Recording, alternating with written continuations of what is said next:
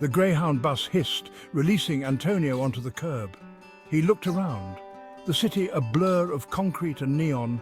This was it, a new city, a chance to outrun the shadows of their past. He gripped his duffel bag, the weight of his family's hopes heavy on his shoulders. Antonio was determined to build a new life, a respectable life. He was done running. The air buzzed with a nervous energy. It was a feeling Antonio knew well. He walked towards a diner, its greasy spoon glow a beacon in the urban jungle. The smell of coffee and bacon hit him. It was a familiar comfort in this unfamiliar place. He sat down, ordered a coffee, and pulled out a crumpled map. Tonight, he would find a place to sleep. Tomorrow, the real work began. Antonio traced the lines of the map with his finger. He circled neighborhoods looking for work. He knew his options were limited. His past, the past that haunted his family, followed him like a shadow. But Antonio wouldn't let it define him.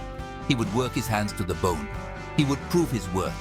This city, this fresh start was his chance. Italy felt like a lifetime ago.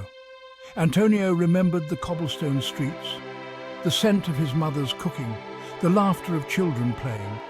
But those memories were tinged with pain. His family had been caught in a web of corruption, their loyalty tested by forces beyond their control. The whispers started subtly. The local mafia, a malevolent presence, had its eyes on their small bakery. They demanded protection money, a tax on their hard work and dreams. Antonio's father, a man of principle, refused. The consequences were swift and brutal. The bakery burned down, the flames devouring years of sweat and sacrifice. Threats escalated to violence. Antonio and his brother Giovanni witnessed the darkness that lurked beneath the surface of their idyllic town. Their father, his spirit broken, made the agonizing decision to flee. They left behind everything they knew, seeking refuge on distant shores. A few weeks later, Giovanni joined Antonio. He was a stark contrast to his brother, charismatic, outgoing, a natural charmer. Where Antonio was reserved and cautious, Giovanni made friends effortlessly. He had a knack for putting people at ease, his smile disarming even the gruffest strangers. Giovanni's charisma opened doors. He found work easily, his natural empathy leading him to a position as a medic. He excelled in the chaos of the city, his quick wit and even quicker hands, earning him the respect of seasoned paramedics and hardened street dwellers alike. Antonio watched his brother with a mixture of pride and concern. Giovanni had a way of drawing people in, but Antonio worried about the dangers that lurked beneath the city's veneer. He had seen firsthand how quickly charm could turn into a liability. He vowed to protect his brother, even if it meant keeping his distance. Antonio found solace in the rhythm of work. He landed a job at a grimy auto shop, the air thick with the scent of oil and grease. It was honest work, a far cry from the shadows that haunted their past. He spent his days hunched over engines, his calloused hands coaxing life back into tired machines. The clang of tools, the roar of engines. It was a symphony of hard work and redemption. He wasn't just fixing cars, he was fixing himself, piece by piece. Antonio wasn't looking for friends, but they found him anyway. The other mechanics, gruff but kind, recognized his work ethic and quiet strength. They included him in their after-work beers, their easy camaraderie a balm to Antonio's wounded spirit. Giovanni, with his natural charisma, had quickly become a fixture in their neighborhood. People were drawn to his warmth and humor. He treated everyone with respect, from the local shopkeeper to the homeless man on the corner. It was during one of my shifts that I met Jamal, a young man with a quick smile and a sharp mind. Jamal was working as a volunteer at the free clinic where Giovanni volunteered on his days off. They bonded over their shared desire to help others, their laughter echoing through the crowded waiting room. Giovanni, you have a way of making even the toughest days feel lighter. Jamal introduced Giovanni to his cousin Rocco, a towering figure with a gentle heart. Rocco had a troubled past, but he was determined to turn his life around. He saw in Giovanni a kindred spirit, someone who believed in second chances.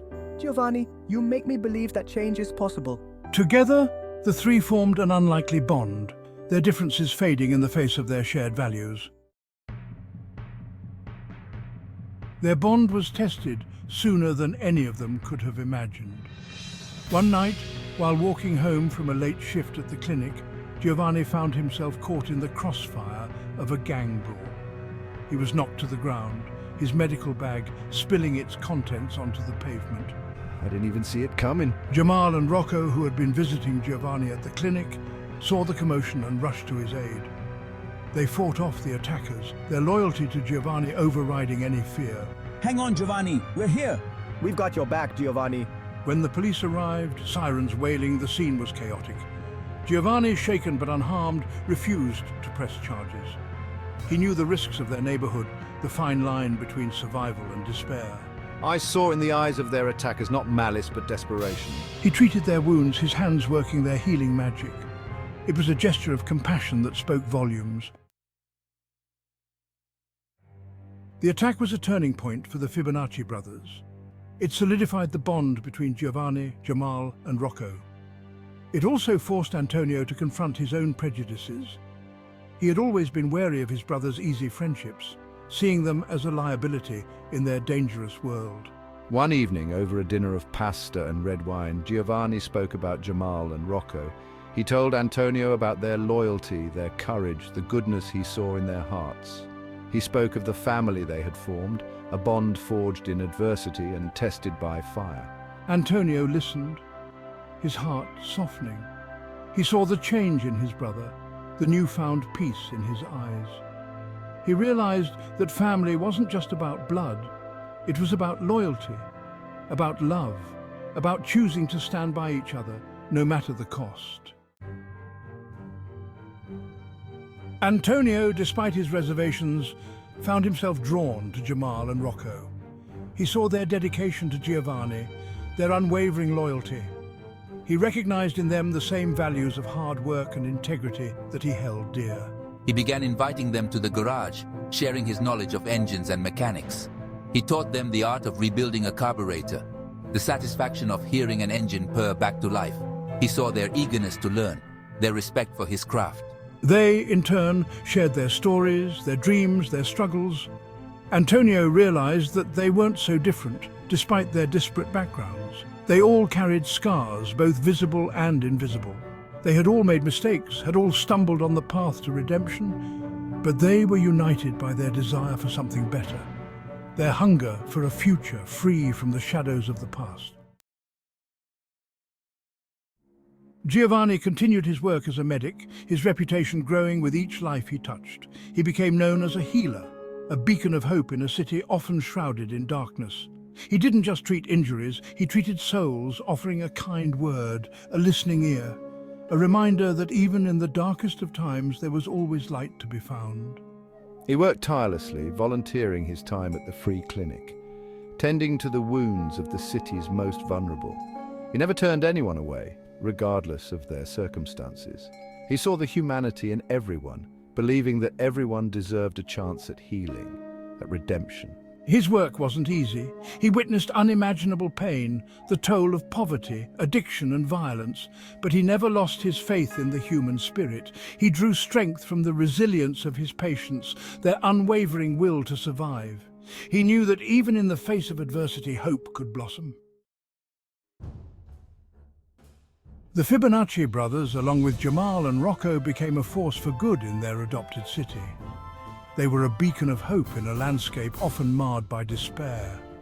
They proved that family wasn't defined by blood, but by the bonds of loyalty, respect and love. They had come to the city seeking a fresh start, a chance to outrun their past. They found it not in anonymity but in community, in the embrace of those who saw beyond their history to the goodness within. They built a life defined not by their past mistakes but by their present actions, their unwavering commitment to making a difference. Their story was a testament to the power of second chances, the transformative power of hope. It was a reminder that even in the darkest of alleys, the human spirit could find a way to shine. Their journey was far from over, but they faced the future together, a family forged in the fires of adversity. Their hearts filled with the unwavering belief that they could and would make a difference.